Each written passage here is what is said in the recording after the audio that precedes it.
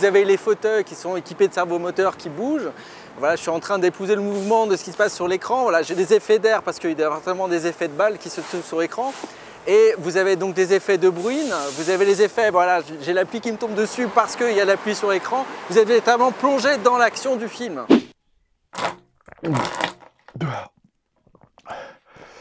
J'ai testé les fauteuils 4DX. Franchement, il n'y a rien à dire. C'est immersif. Mais j'aurais peut-être pas dû aller voir Titanic. Salut à tous, bienvenue dans Zoom.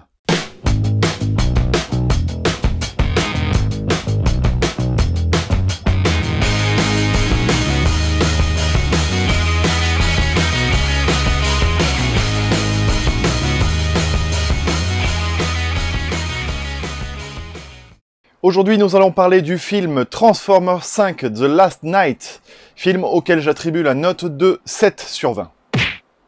Alors voilà, mes plaisirs coupables ont des limites, puisque j'avais déjà eu l'occasion de le dire dans une précédente vidéo, Transformers, la saga en elle-même, est un plaisir coupable pour moi, en tout cas jusqu'à un certain point. J'avais aimé le premier Transformers, le 2 pour moi c'était catastrophique, j'avais vraiment pas aimé. Et le 3 par contre avait remonté un petit peu le niveau, alors je savais que c'était pas de la qualité, attention, je saurais le critiquer en tant que critique cinéma et en faire une critique pas très élogieuse. Par contre, j'avais passé un bon moment devant le film, donc voilà, je le classais dans les plaisirs coupables. Le 4 et le 5, là c'est pas du tout la même histoire, ça va vraiment très très loin dans le délire, et malheureusement ce sera sans moi. En fait c'est simple, la saga Transformers c'est toujours la même chose, on reprend les mêmes recettes et on recommence, mais de pire en pire. Transformers 5, c'est un condensé d'action, d'explosions sans fin, et c'est complètement interminable, ça n'arrête jamais, il n'y a pas de pause, il n'y a pas de temps mort. C'est en permanence de l'action, mais on n'est même pas capable de suivre ce qui se passe devant nos yeux en fait. C'est mal filmé, c'est mal monté, vraiment le montage est épileptique, c'est-à-dire qu'il y a des cuts toutes les 2 secondes, et encore je dis 2 secondes, mais non, c'est bien plus que ça. Et l'histoire s'enchaîne, et ça se déroule, et il y a de l'action, et il y a de l'action, et il y a de l'action, et il y a de l'action, et ça s'arrête jamais.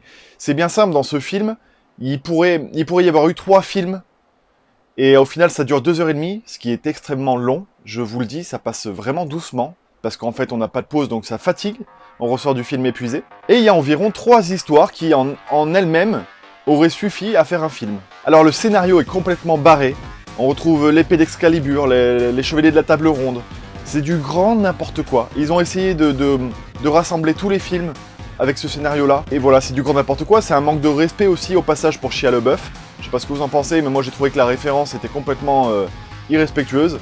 Après, ça se veut peut-être être de l'humour, je suis pas sûr. Vraiment, je suis pas sûr. Et ouais, c'est fou quoi, parce que même les dialogues, même quand ils cadrent les dialogues, eh ben ils se sentent obligés de faire des mouvements de caméra, en avant, en arrière, en avant, en arrière, sur le côté, bam, bam, bam. Faut tout le temps que ça bouge. Mais calmez-vous, arrêtez de prendre de la drogue.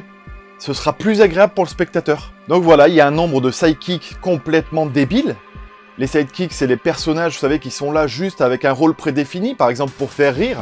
Alors on a le blague de service qui est là pour faire rire et qui est complètement inintéressant au possible, quoi. Et qu'on compte retrouver, bien sûr, dans la suite en nous disant « Ouais, il va être là, ça va être génial ». Mais on s'en fout. Et tous vos personnages sont comme ça, inintéressants. C'est stéréotypé, c'est couru d'avance. Voilà, on a la fille du héros qui appelle pour dire... Désolé si je spoil un peu, mais honnêtement, j'en ai rien à foutre, là. On a la fille du héros qui appelle en disant « Ouais, toi, il te manque une chose dans ta vie, c'est une femme. » Qu'est-ce qu'il va croiser 2 minutes plus tard? Une femme! Mon Dieu, ce hasard! Et en fait, c'est encore une fois la même poupée que dans les autres films. C'est clair hein, que pour Michael Bay, la femme idéale, c'est une poupée. Hein, parce que c'est exactement les mêmes. Tu sais, t'as l'impression que c'est un mélange de Megan Fox et des autres actrices qu'il y a eu après. C'est vraiment l'impression qu'elles ont été mélangées, moulées, et qu'elle est ressortie comme ça, hop, sans âme, sans personnalité, on s'en fout, c'est un physique. Et c'est une plastique et elle est belle, donc ça passera à l'écran. L'humour est vraiment, mais d'un lourd au possible. Il y a des répliques toutes les 2 secondes pour vouloir balancer des vannes, et honnêtement, c'est pas drôle. Alors, c'est toujours pareil, un Transformers, ça a toujours été ça, donc vous allez vous dire pourquoi est-ce qu'il a aimé avant et pas maintenant. Tout simplement parce que c'était mieux dosé dans les épisodes précédents. Là, vraiment, c'est tout multiplié par 10, quoi. Et on a l'impression que c'est un film pour les enfants, déjà, et réalisé par un gosse. Mais réalisé par un gosse qui a des jouets sous la main et qui s'amuse à les torturer dans tous les sens, à les détruire, à faire des vannes débiles, et il pense que c'est drôle. Et ça ne fait rire que lui. Enfin, je vais pas exagérer parce qu'il y a des gens à qui ça a plu dans la salle, il y a des gens qui sont sortis qui ont dit « Ah, c'était génial ce film ». Donc il y a des gens qui aiment ça, donc si vous aimez, vous avez le droit d'aimer, il n'y a pas de souci.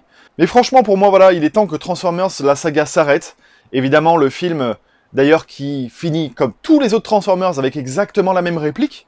À un moment donné, il va falloir penser peut-être à se renouveler. Il faudrait peut-être que ça s'arrête et voilà, ça va déboucher sur un 6, qui à mon avis doit déjà être en préparation. Et voilà, c'est des enchaînements d'actions, on sait même pas ce qu'ils font, on s'en fout, et ils recherchent un bâton, mais le bâton tu sais où tu peux te le mettre. Et en fait, voilà, c'est en permanence inintéressant, tout simplement inintéressant.